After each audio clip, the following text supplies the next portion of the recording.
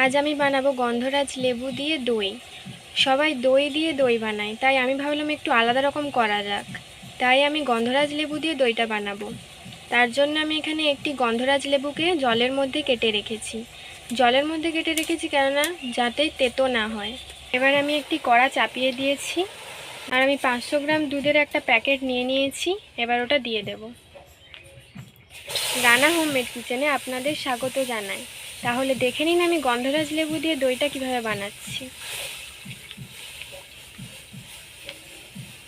দুধটা এবার ফুটে গেছে। এবার আমি একটি কাপের মধ্যে চিনি নিয়ে নিয়েছি, 1 কাপ চিনি ছোট কাপের মধ্যে। এবার ওটা চিনিটা দিয়ে দেব।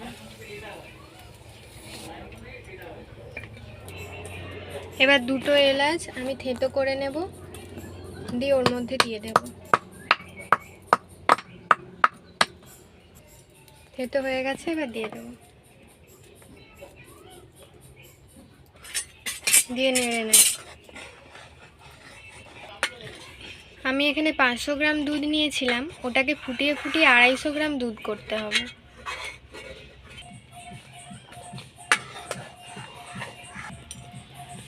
আমার এই দই রেসিপিটা যদি আপনাদের ভালো লেগে থাকে তাহলে সাবস্ক্রাইব করুন আমাদের চ্যানেলটি, যাতে পরের ভিডিওর জন্য নোটিফিকেশন আপনারা পান। আপনারা দই ছাড়া এই লেবু দিয়ে এই দই রেসিপিটা যদি আপনাদের ভালো লেগে থাকে তাহলে কমেন্টে অবশ্যই জানাবেন। ফোটানো হয়ে গেছে, এবার আমি নামিয়ে নেব। এবার এটা ঠান্ডা করে নেব। সম্পূর্ণ ঠান্ডা করব না, হালকা হালকা যাতে গরম থাকে। ঠান্ডা হয়ে গেছে, এবার আমি লেবুটা দিয়ে দেব।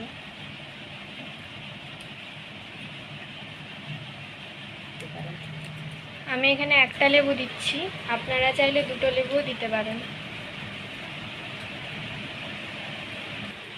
এবার লেবুটাকে ভালো করে মিশিয়ে নেব। মেশানো হয়ে গেছে, এবার একটি আমি সাদা কৌটো নিয়ে নিয়েছি, ওর মধ্যে ঢেলে দেব।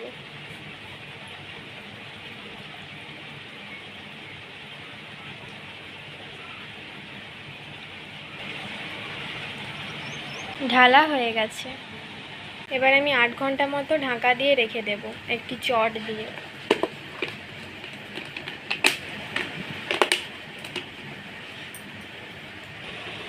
এইভাবে আমি চটের মধ্যে ঢাকা দিয়ে রেখে দেবো 8 ঘন্টা মতো। 8 ঘন্টা পর আবার ফিরে আসছি। আমি 8 ঘন্টা পর আবার চলে এসেছি। এবার দেখব খুলে দইটা বসে গেছে কিনা। এর থেকে ছোট সাইজের কৌটা নিলে ভালো হতো, কিন্তু আমার হাতের সামনে বড় সাইজের কৌটা চলে এসেছিলো, তাই আমি এতেই বসিয়ে দিয়েছি। দেখুন দইটা কত সুন্দর বসে গেছে। এবার আমি কেটে আপনাদেরকে দেখিয়ে দেব। দেখুন দইটা কত সুন্দর বসে গেছে।